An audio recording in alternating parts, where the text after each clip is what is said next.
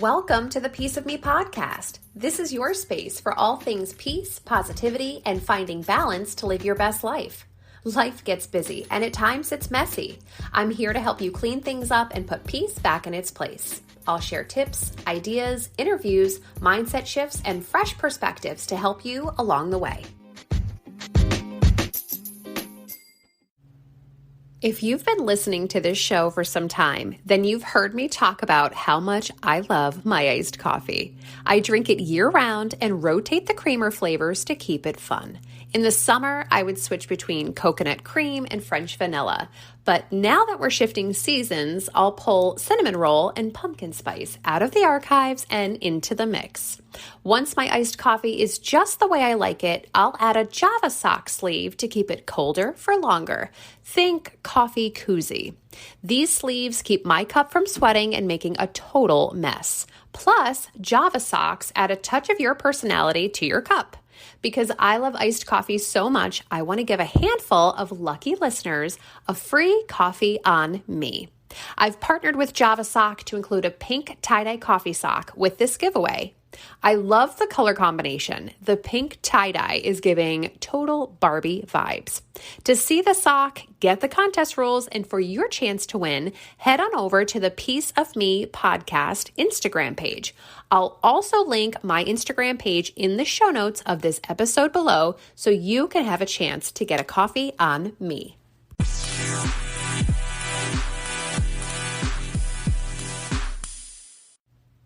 Hi friends, it's Lexy Leigh. If you're new here, welcome. And if you're not new, then welcome back and thanks for coming back to the podcast. The seasons are shifting and it's now September. The thought of cozy flannels, pumpkin flavored everything, if you like that, and cooler temps may have you feeling pretty good. But here in the United States, September also means back to school and all the things that come with it. Sports, crazy schedules, homework, and busy weekends, just to name a few. Now, whether you're a mom or a stepmom, this can be a very busy time for you and your household. Back to school is just stressful.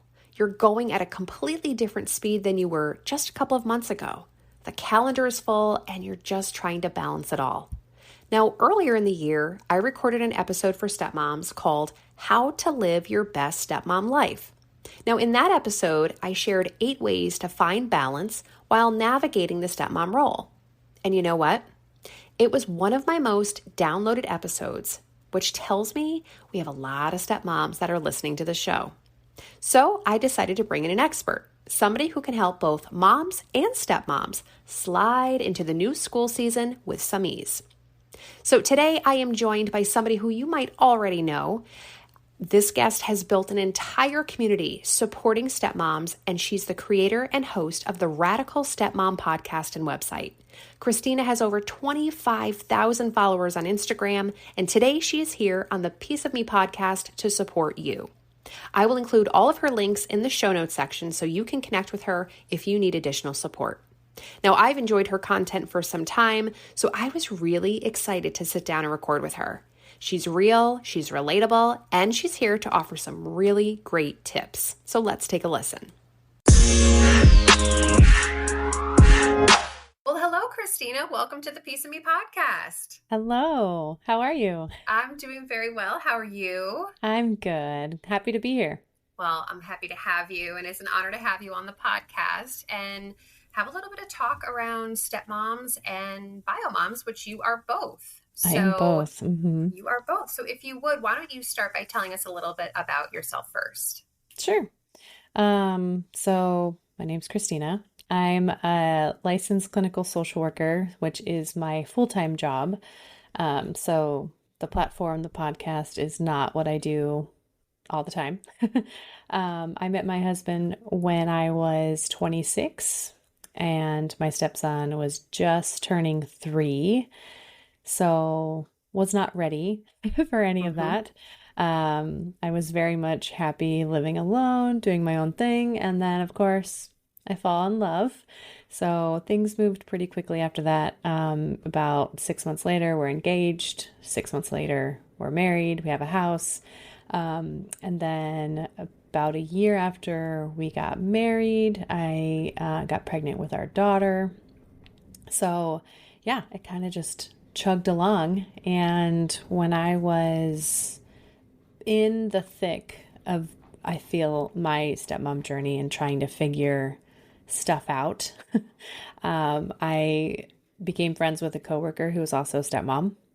And her and I hit it off and chatted a lot about our ups and downs. And it was a lot of, oh my gosh, I can't believe you said that out loud. That's exactly how I feel.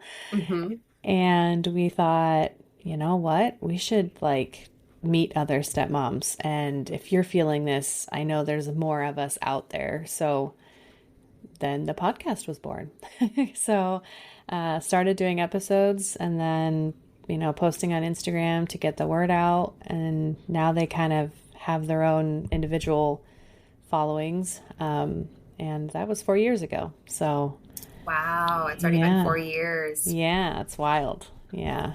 And to see, I mean, you have such a community now, and thank God that you do, because I think stepmoms, like you said, they need support. And when you find a fellow stepmom, you feel supported, you feel validated in a lot of the things that you're thinking and feeling. So yeah, absolutely. And it wasn't until I met actually I have two coworkers that are stepmoms, and it wasn't until I met them where I was just like, oh my gosh, like we really are everywhere. We're hiding in the shadows, unfortunately, a lot of times. And I think that was a large part of my motivation and pulling women out of, the shadows of their family or, just their own guilt or shame or, and providing that safe space and I get it and you're not alone.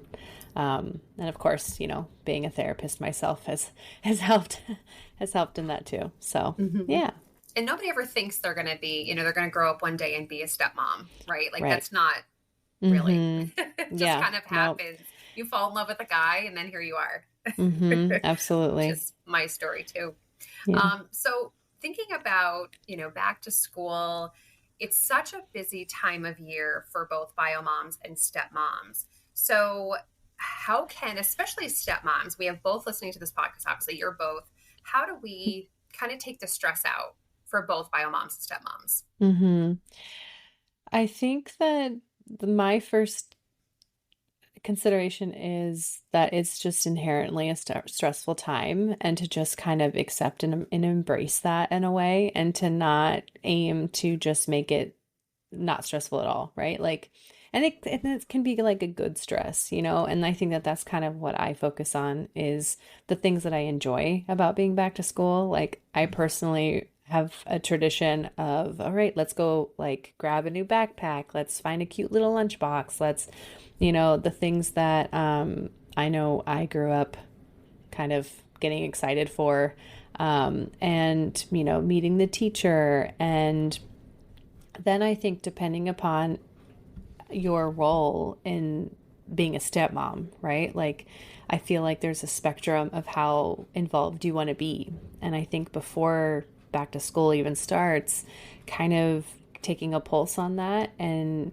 assessing and really asking yourself, what do I really want to be involved in and what do I not want to be involved in? Do I really want to go to all these events? Do I really want to do the school shopping? Do I really want to, and be okay with that, and then talk to your partner and say, like, this is what I've come up with. Because when we're pushing ourselves to be involved in things that we're not really in it, right? We're not really wanting to be in it. That's the recipe for resentment, right? And then time goes on, and then you're getting more frustrated and you're more stressed out. And so I think, I personally, even before my daughter, because, bio moms are here and stepmoms are here, listening, I was a stepmom first. So I'll always kind of have that hat on first, and then I became a bio mom. So I feel like that really offers a different, lens that I look through. But before my daughter, I would help my stepson with certain things. And then there were certain things that I'm like, I'm not doing this. That's not something that I want to do. And it took me a while to really embrace my own voice, and that I could say no and have that not mean that I'm a bad stepmom, because I would feel guilty. Oh, I should be doing this. I should show up. If I'm not doing this, then I'm not being seen as I'm fighting to be seen in this role. But if I don't show up in this way, it's like 14 steps back, right? And I feel like I had to preserve my mental health a lot more. So again, like assessing what you really want to be involved in, and then know that if you're choosing to be involved in those things, there will be stress, but that's seeing that happier side of it or that exciting side of it. At least you're investing in something that's going to be good for you and not lead to resentment.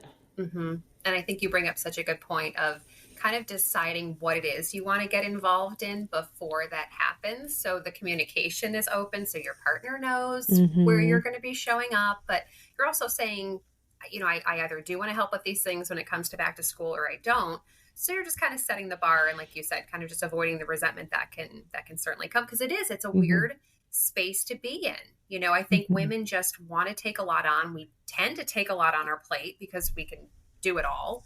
And then, we're trying to help the partner. We're trying to show support. We're trying to love our stepkids. And then we just get so deep into it that it's like, we feel like we can't get out of it. Right. Yep, exactly. Yeah. And we, think that because we don't want to do these things, that there's something wrong with us or something. And, like you said, like communicating with your partner and talking about your feelings and then maybe answering the why I don't want to be involved in this. Right. Like, there was a conversation that my husband had several years ago where I was like, I don't want to be packing his lunches. And my husband was like, well, like, why is that a big thing to you?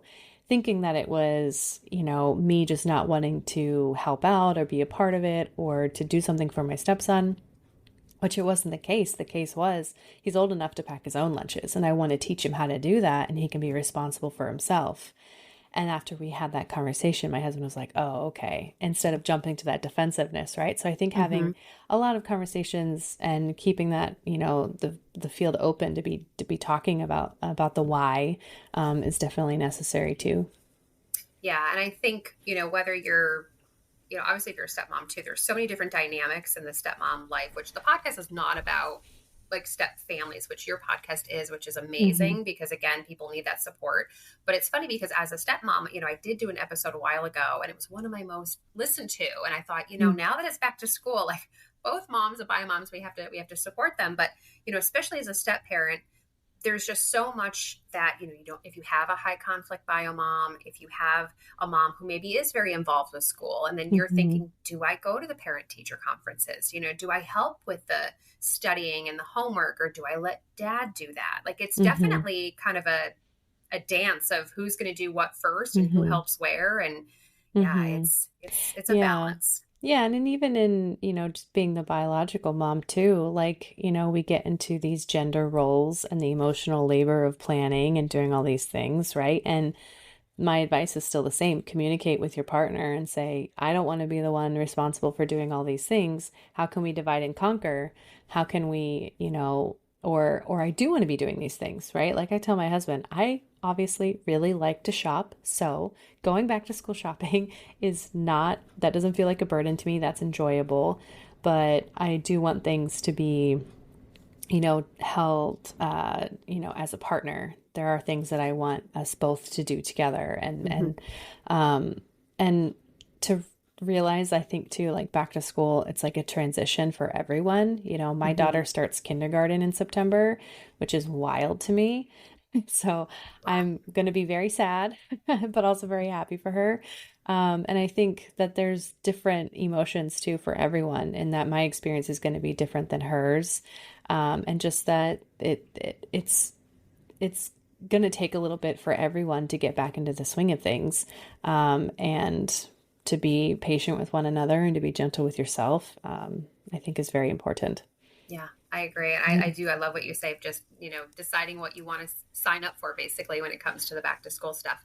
Now, another thing that, you always hear the term, whether it's stepmom life or whether it's, I feel like anything in life, the term self-care has just become, it's everywhere, which I think is good that we're, addressing that. Hey, we all need to kind of take a step back and evaluate how we're doing and what we need. But when it comes to self-care, especially as a stepmom, it's something in its own. So Mm-hmm. can you kind of speak to what maybe self-care looks like for you and how you kind of make time for that in the busy mom life? Yeah. It's funny. I actually just had this discussion in my private community. We did a whole virtual date to talk about self-care and if we are actually doing what we think we're doing when we're doing quote self-care, right? Mm-hmm. And I think it took me a while to figure out that bubble baths are not my thing. And, I don't always feel rejuvenated when I, go get my nails done. Like to me, those things are sure, they're little luxuries and little things that I can do to pamper myself. But I think really self-care is like something that I invest in every day, meaning I will say no sometimes, right? I will put up a boundary. I will speak up and voice my needs. I will invest in my friendships and, invest in the parts of me that aren't a mom and aren't a stepmom and aren't a wife or a friend, right? And those are the things that I really turn towards when I'm feeling more depleted or when I'm feeling a little lost. And I think that, like you were saying, like the media talks a lot about self care, go to yoga, which is all great things. But I think there's more to it that you have to dig a little deeper. And because I know me putting up a boundary and expressing my needs, or, sharing with my husband how I'm feeling is way better for my mental health than if I were to just go, you know what? I'm going to leave the house and I'm going to go for a run, right? Like I feel like it can be beneficial and absolutely exercise helps your mental health and emotional health, sure. But I think it's important to look at what you're doing as self-care and go, is this actually avoidance or is this actually replenishing? And then from that, from you answering that, you can go, okay, then this is actually a part of my self-care. And it's different for everyone. But that was kind of my aha moment where I'm going, I'm actually running away from the problem when I could be facing it head on and going, hey, this isn't working for me. And I'm gonna speak up about it. It's a really good point. Yeah. Are you just trying to get out of the house to, have that Right. break, or is it Target really? Target is a great place to run to, but I I gotta, save money sometimes. Exactly. No, for me, it's Marshalls. So I Oh just yeah. can Oh yeah. understand that one. I Yeah. mean, that and Home Goods, I'll be lost for hours. Mm-hmm. So, Mm-hmm. oh my gosh. So, okay, so you kind of just talked about like how you make it a priority, and it sounds like your husband, like he's aware that you're going to need to take these breaks, and obviously it sounds like he's very supportive of that. So, Mm-hmm. okay. Yeah, we have this kind of understanding, we both check in with each other where, it might be like on a Monday or Tuesday and we go, hey, what are we doing this weekend? Like, let's talk about it. What do you need? What do you want to get done? And, for me, it's often I would love to get out of the house without a kid attached to me, and I would love to go hang out with a girlfriend. And my husband is like, okay, cool. When do you want to do that? And then I'll say, okay, when do you want to get out of the house? And he'll say, okay, I want to go golfing on Sunday. And I'm like, great. And, he'll go golfing super early in the morning. So he's back by the time, the kids and I are getting up, Mm-hmm. and he gets his time and I get my time. And I think that that has been a really great way for us to really take care of each other and to honor the people that we are outside of our homes. And that makes us better parents and partners when we come back home. I love that. Yeah, the Yeah. balance. It's not just about us, but also how can I help you and give you that break that you need to. Yeah, absolutely. Yeah. Oh, very cool. So thinking about, again, kind of that back to school session and just this is a busy time, but Hmm. I mean, obviously you have good communication with your husband. How do moms communicate with their partners when it comes to, maybe feeling taken advantage of when the school year happens? And I guess probably more so for step parents of, they want to help, they want to support. And you kind of already answered this, but is there a way for them to best communicate so that they don't feel like that resentment that you talked about? Hmm. Yeah, like I said, I think the first step is getting really aware and in tune with how you're personally feeling, right? And the the way that you do that, right, is asking yourself these questions of like, what do I feel comfortable with? What do I want my partner to understand or know or hear me out, right? The more aware you are of yourself, the more articulate you are going to be to communicate that to your partner, right? So that's kind of like my step one. Step two is when you do have a conversation with your partner, is it the right time to have that conversation? Is it right before you guys go to bed? Is it after a stressful day? Is it, first thing in the morning and everyone is buzzing around and getting on with their day? Really being aware of their timing and honoring your partner's timing and mental space. And if they have the capacity to have that type of conversation. There's been plenty of times I've had a lot on my chest and I would push my husband and he's just like, overwhelmed, and it just wasn't the right time. And I didn't set him up for success. I didn't set us up for success. Right. So, and, considering the timing and then create the time. So whether it's saying something like, hey, babe, I have something I'd love to talk to you about. It's been kind of weighing on me. When is a good time? Can you let me know either tonight, maybe tomorrow? You're giving them the flexibility to choose, but you're also giving a limitation. And then you're giving them a heads up, a little bit of, what you might want to talk about so they're prepared, right? And then they can say, okay, sure. How about tonight after dinner? Great. Sounds good.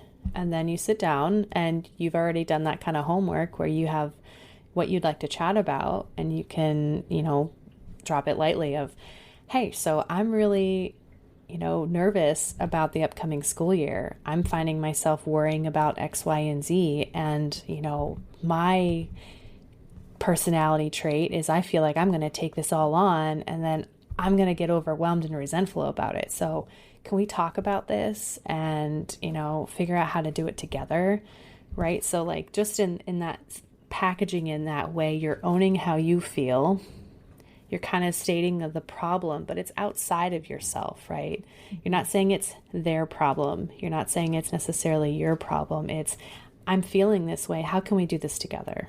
Right? Because I think oftentimes, we get into this cycle where our partners might get defensive or might feel really dismissive of your feelings. And, that's a whole other million podcast episodes of unpacking that, right? But I think that, the way that you package it, the way that you present it, allowing them to have the opportunity to really hear you out and saying what you need up front. I think that's such a big thing, because if to gender norm, and heterolize this, for a moment, like men in particular want to fix things. They're like, where's the problem? Okay, I'll just fix it.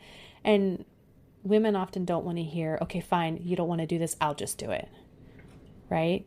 You don't want like the all or nothing type of thing. It's, can you sit with this with me and say, oh, okay, I hear you. And you come up with a solution together.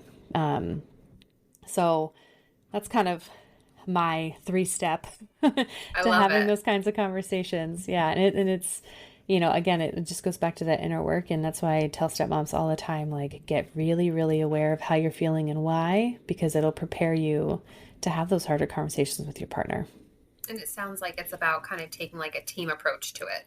Instead of just, this is me and this is you, but we're in this together. We're in this whole situation to create the best environment for the kids anyway. So let's look at this as a team approach. Yeah. Well, and it's just received a lot differently than if you were to go to your partner and be like, hey, I'm going to do all this and you're not going to do anything. And you're just going to let me do all of this. And,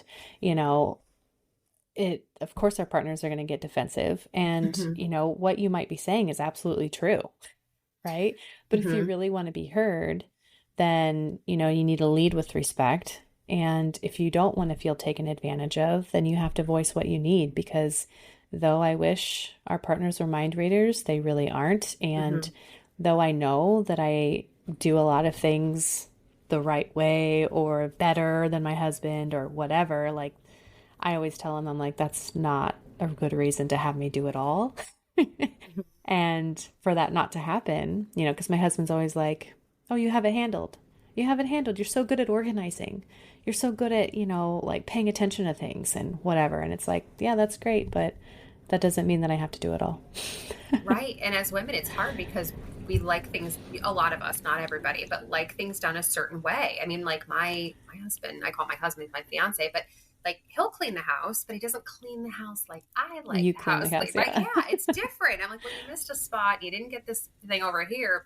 And I also think what you're saying is to really think about how what you're saying is being received. If that was being said to you, how would you like it to come out? And then kind of think about, well, because you probably know how they're going to respond anyway. You know your partner better than anybody. Mm-hmm. So when you're delivering that or wanting to have that conversation, yeah, I think that's definitely important. Yeah. So let me ask you, when it comes to especially homework, I mean, this is kind of a little bit similar, but with step parents, when it comes to homework, studying, or just kind of trying to keep the children accountable with schoolwork, again, this is one of those areas where as a step parent, you don't want to overstep, but you want to help. And, depending on the dynamic with the parents. So Yeah. how does a step parent kind of find their place when it comes to all these things and wanting to see their stepchild be successful in the school year? Sure. Yeah. You know, I when it comes to the parenting side of our relationships, it can always get a little sticky, right? And I think first recognizing that our different parenting styles are different parenting styles, and often we parent by the way we were parented, either Mm-hmm. good or bad, right? So first having a conversation with your partner about what your parenting style is and what you want to instill in your kids and what you want to instill in your home. Are you a home that when the kids come home from school, they have a snack and then they sit down at the table all together and they do their homework and then they can go play? What are the expectations for the kids? Because your first line of defense in making those expectations, like following through with them, is you and your partner have to be on the same page. Because the worst True. thing is when a stepmom is trying to, hey, you need to do your homework before you go play your video game. And then your partner says, oh, no, it's fine, right? Getting Mm-hmm. undermined in front of the kids is like a stab to the heart and your stepmom role, right? Yes. So, having that conversation with your partner of, hey, school year starting. We don't really know yet what the homework load is going to be for all the kids. And, it gets especially tricky when different kids have different levels of homework and different loads of it. They have different teachers and one kid might have nothing. The other kid might, like, what is, the game plan there? And to hear from your partner specifically of, what is important to them and what they value.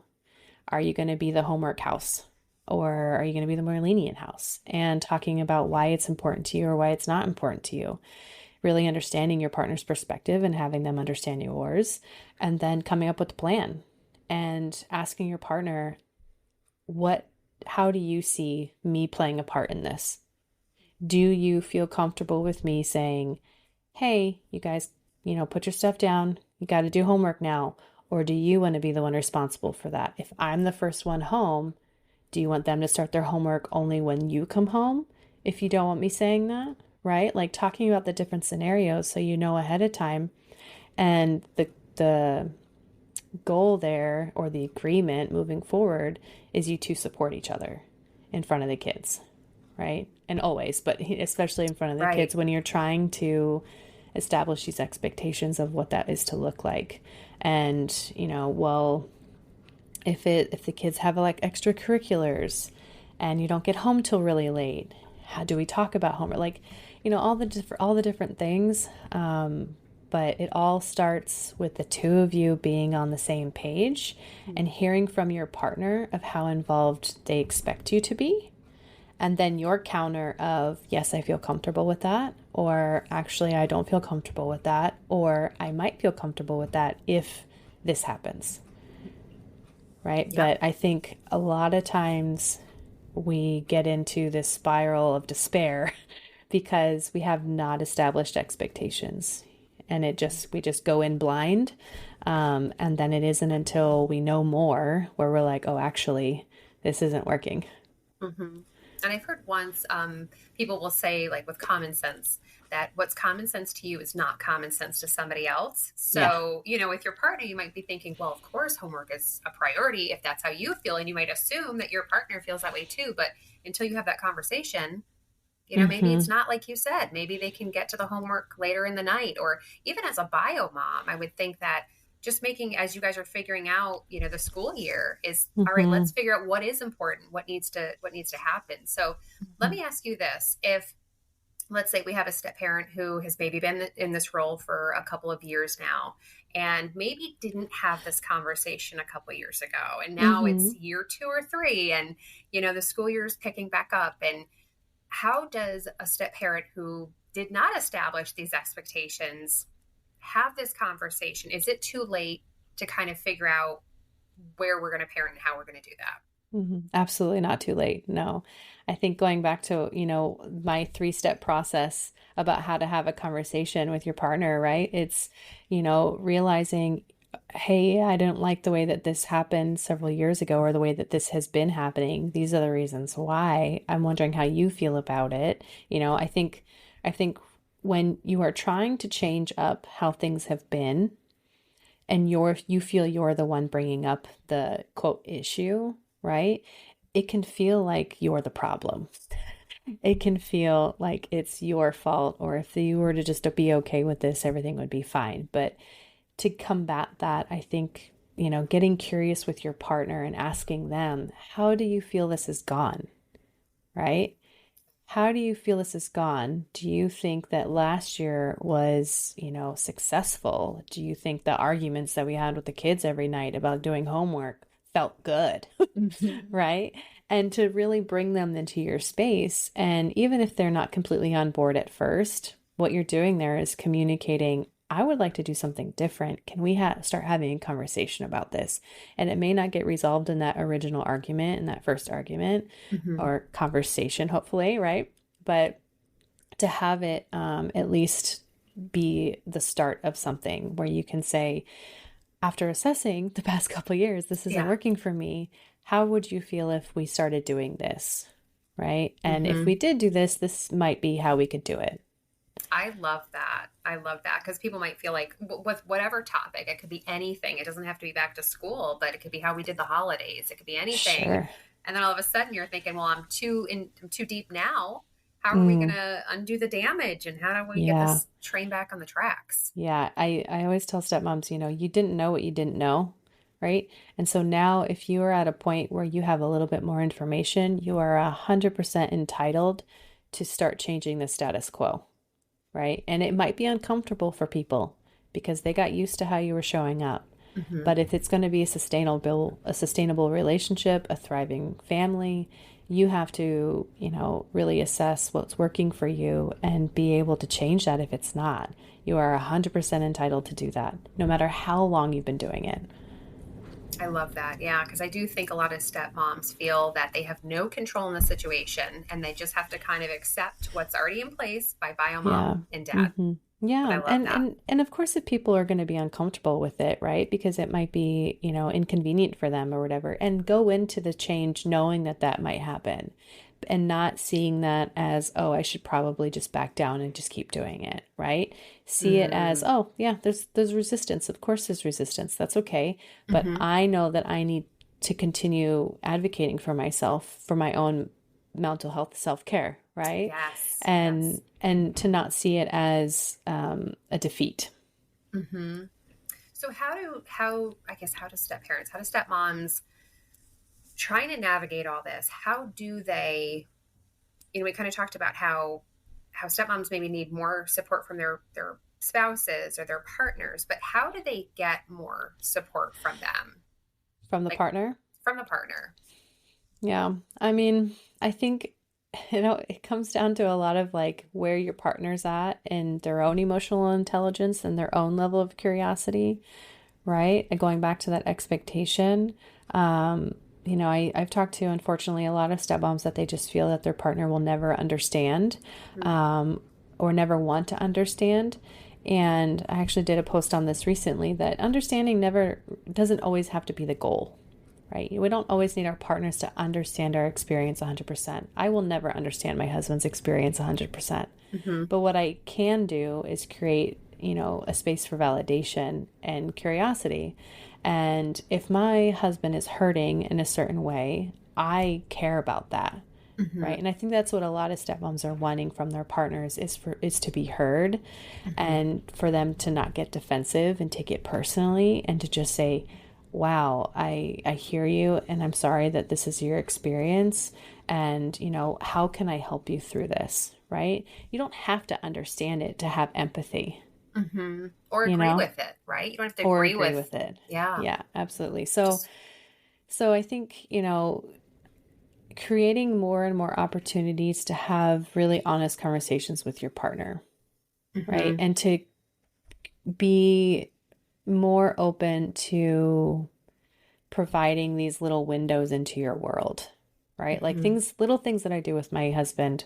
When my stepson comes home and he gives me a hug and he says, "Hi, Mom, like, how was your day?" or whatever. And, give him a hug back and he walks away and I just like, I'm beaming, right? And my husband's just like, "What?" And I'm like, that means a lot to me. Absolutely. And he's like, "Okay."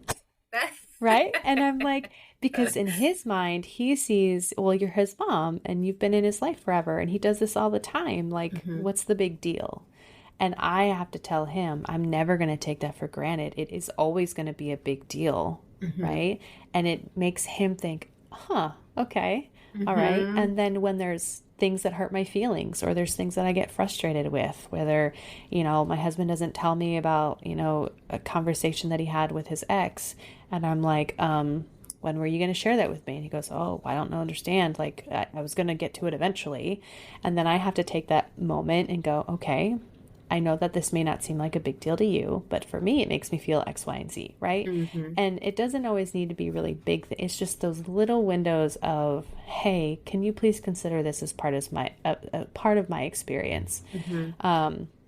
I have a lot of stepmoms that have their partners follow me on social media, or they send them my podcast episodes of like, "Hey, this is exactly what I've been trying to share with you."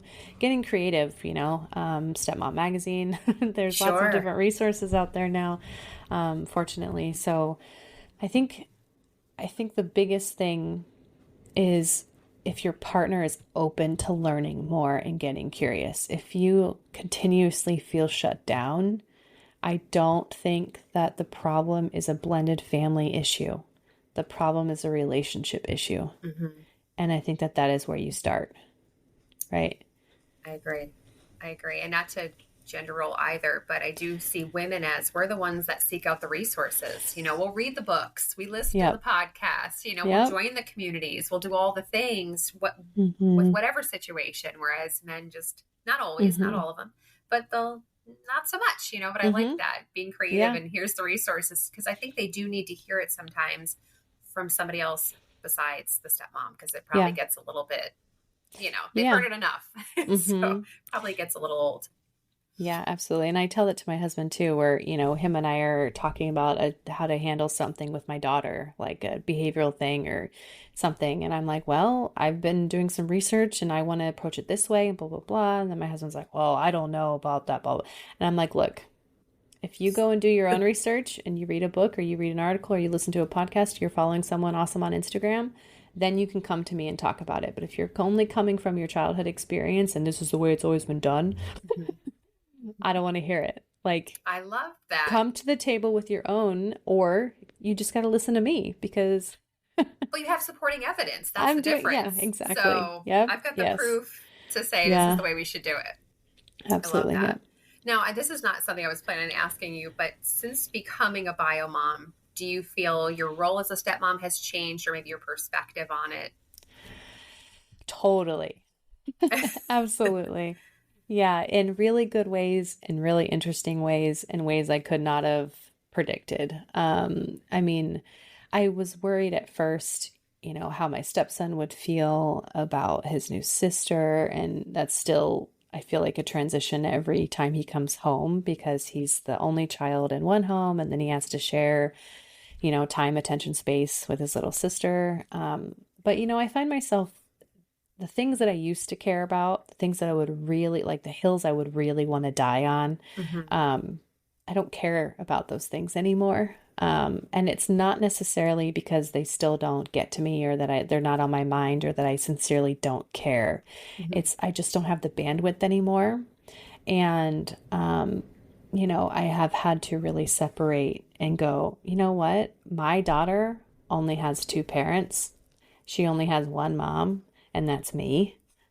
My stepson has two fully functioning parents to take care of him, to, make decisions and all this stuff. Sometimes which I would not have felt this way early on, sometimes I am completely okay just being a support to my husband. Mm. and not necessarily being a hundred, support to my stepson, where I say, sure, you can absolutely talk to me about this issue that you and Bio Mom are talking about. Yeah, talk to me about it. Okay, sure. Well, here's my 2 cents. But I don't get as invested in it as I used Mhm. to, which has been great for my mental health. Mhm. But I know that I was not ready to be in that space before I had my daughter. Mm. Do you ever feel Yeah. guilty with kind of that seesaw balance of like when you need to kind of take a step back? Like, do you Yeah, ever feel guilty with that or? I think there's guilt present, but I kind of catch myself in that I may not be showing up for him in this way, but I show up for him in a lot of other ways, and that Mhm. he never sees it. He never sees me step back. And Mhm. I talk to stepmoms about disengaging and, taking those steps back.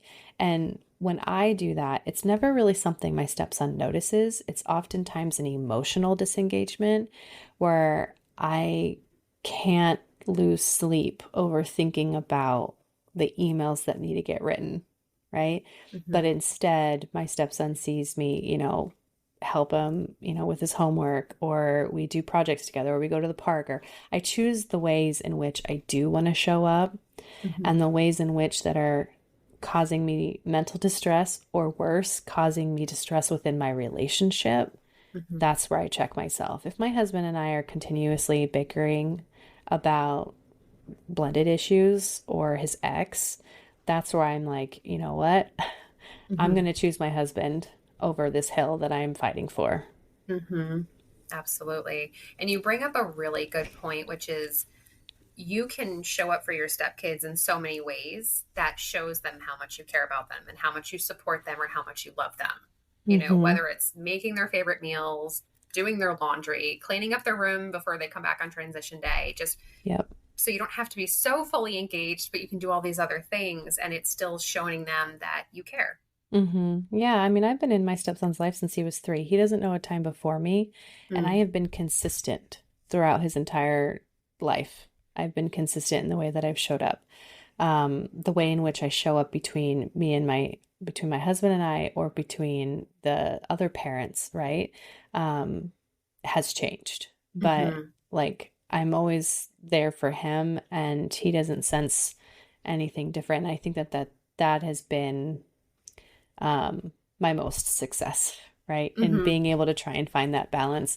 And when I do pull back, to not feel guilty for that. Hmm. I love that. And one of the things I mentioned earlier, and I know that, we're talking about the school year, but for me anyway, it always seems like the second half of the year tends to fly by. And I mentioned, holidays and the stress that comes with holidays. And we're really Mhm. jumping ahead here, but we've got, after September, once we get back to the school year and the school sports and things just fly by on the Yeah, calendar. So then you've got Halloween, you've got Thanksgiving, you got the right. holidays. It starts to move really quickly. So kind of thinking ahead, do you have any like tips or any ideas on how like stepmoms can balance the holidays? Because I know that's a really tricky time Hmm. Get support. too. And maybe Uh, some wine, right? it was some, yeah, get support and some wine. I think, you know, and checking your expectations, right? Like stepmom or bio mom aside, there's so much pressure to make the holidays magical and to, be the best mom ever and have all the, and I think, like I said earlier, to make sure that you are participating in a way that feels good and that doesn't lead to resentment. And then talking about those expectations to your partner. Again, there's a theme here. Communicating with your partner, right? And to have a plan. I think that because we're stepmoms, we feel like there's so much out of our control, and we cling to the things that we feel are giving us some sort of control. And to me, personally, that's planning things and knowing what to expect. So I'm the type of stepmom, January 1st, I have my calendar out and I'm highlighting all of our custody time. And I know when we're going to have him on what holidays. And I know when we're going to have to negotiate times and when we're going to have to send an email. Like that to me makes me feel in control and prepared. So, like for this year, we don't have him for Thanksgiving, but we have him for Christmas. So I know that that's going to look different. And, does that mean we're going to travel when we just have my daughter? Like there's all these different things to consider. But I think, how do I want to show up? Talking about those expectations with my partner, and then planning, and then knowing that it's not always going to go the way that you want it to, and having that be a part of the plan. That's a part of the plan. Great. Yeah, that's great advice. Like, don't expect it to go as planned. Plan for the unexpected. I love that. Now, as the host and creator of Radical Stepmoms and this amazing large community that you've built up to support them, I'm sure you get probably all the questions asked of you all the time, but what questions do you get asked the most? The biggest one is if my husband's ex knows about my platform. Oh, interesting. So does she? She does not. No, she does not. And, the day might come when she does, and that'll be fine. And I'm sure there will be words.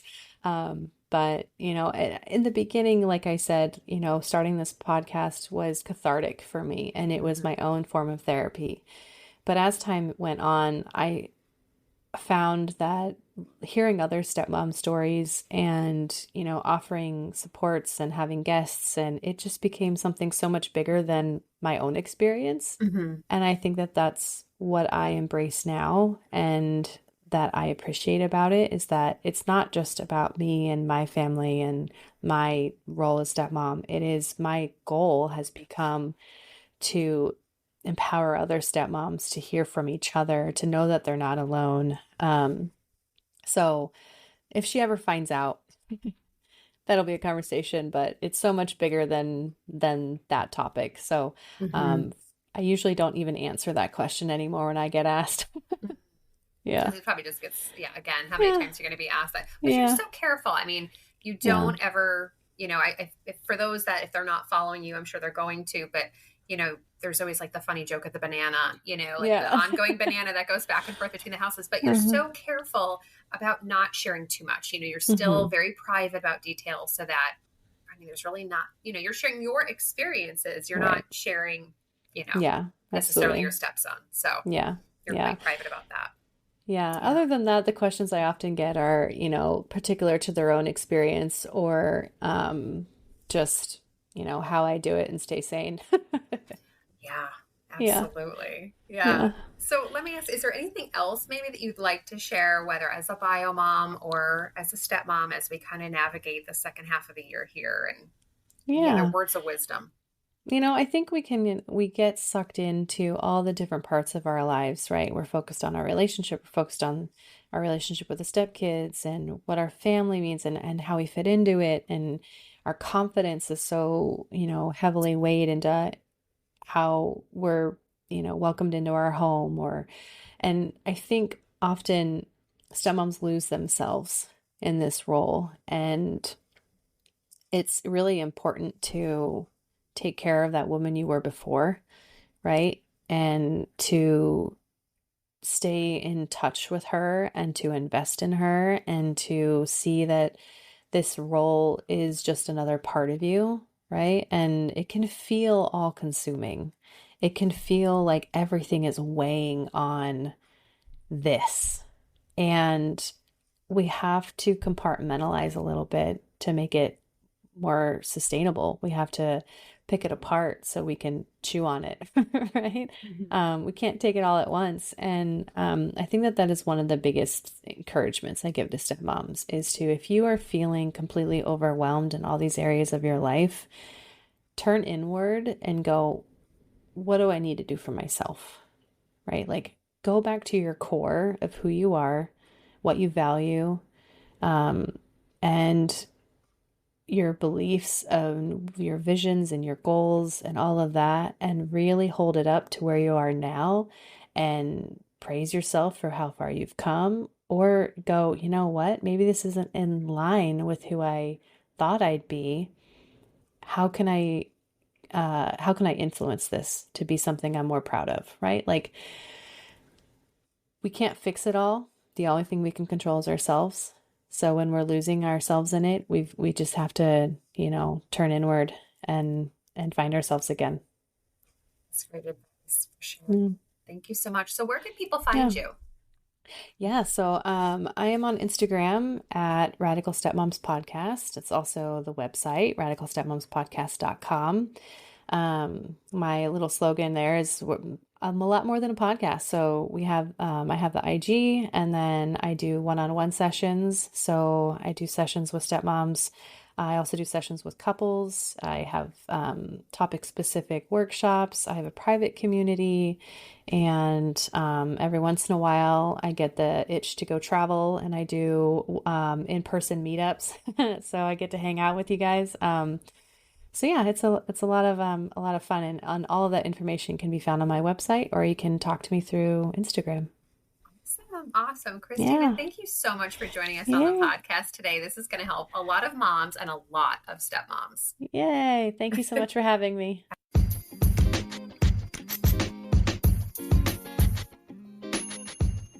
Before you go, I need your help. If you're listening to this show on Apple Podcasts, scroll all the way down and give the Piece of Me podcast a positive rating and review. You can also support the podcast by subscribing to this show on Spotify, Apple, Pandora, or wherever you listen. To stay connected, follow the Piece of Me podcast on Instagram, TikTok, and at the website pieceofmepodcast.com.